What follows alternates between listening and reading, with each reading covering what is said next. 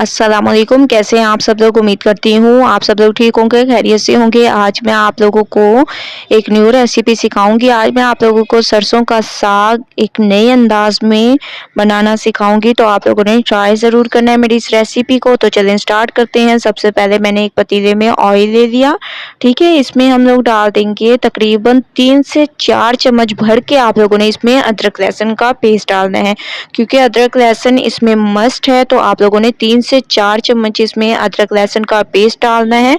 थोड़ी सी खुशबू आने तक इसको पकाते हैं। उसके बाद फिर चलेंगे नेक्स्ट स्टेप की तरफ। अदरक लहसुन की खुशबू आना शुरू हो चुकी है बहुत ज़बरदस्त तरीके से। अब हम इसमें डाल देंगे हरी मिर्चें, ठीक है। आप लोगों ने इसमें हरी मिर्चें ऐड कर देनी है, कटी हुई हरी मिर्चें डाल देनी है।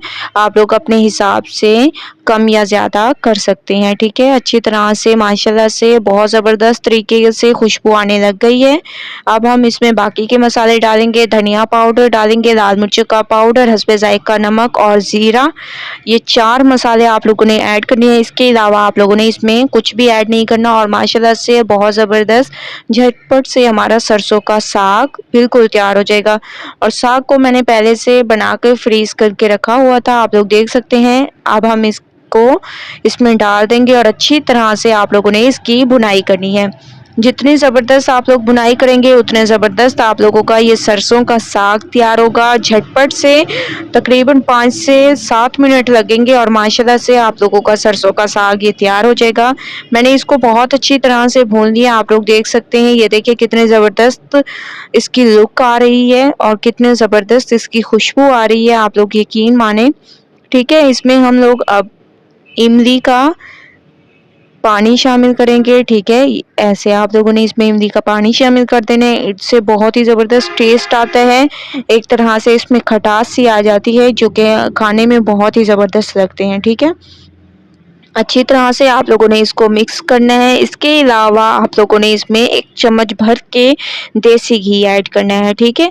देसी घी आप लोगों ने लास्ट में ऐड करना है और इसको 2 मिनट मेल्ट होने देंगे।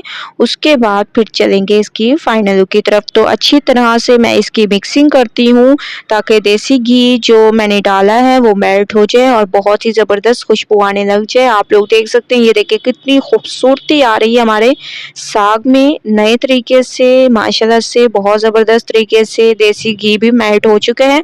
तो चलते हैं इसकी फाइनल लुक की तरफ। फाइनल लुक आ चुकी है माशाल्लाह से बहुत ज़बरदस्त तरीके से। हमारा सरसों का साग एक नए अंदाज में तैयार हो चुका है और ये बिल्कुल सिंपल सा तरीका है। आप लोगों ने ट्राई ज़रूर करना है मेरी इस रेसिपी को और मुझे अपना फीडबैक ज़रूर देना है कि आप लोगों को मेरी ये रेसिपी कैसी लगी। अगर अच्छी लगे तो लाइक करें, मेरे चैनल को सब्सक्राइब करें और अच्छे कमेंट करें।